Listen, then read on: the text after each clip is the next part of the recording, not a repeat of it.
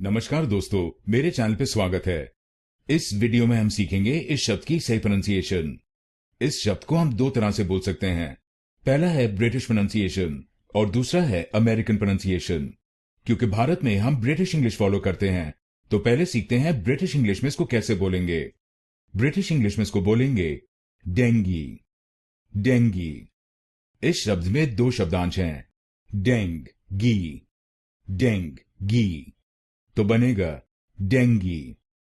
Dinghy. और इसमें आपको पहले शब्दांश पर जोर डालना है, डेंगी। डेंगी। अब सीखते हैं अमेरिकन प्रोनाउंसिएशन में इसको कैसे बोलेंगे। अमेरिकन प्रोनाउंसिएशन में इसको बोलेंगे डेंगे। डेंगे। अमेरिकन प्रोनाउंसिएशन में भी दो शब्दांश हैं, लेकिन इसमें दूसरे शब्दांश में फर्क है, डेंग गे। डेंग गे तो बनेगा डेंगे। डेंगे।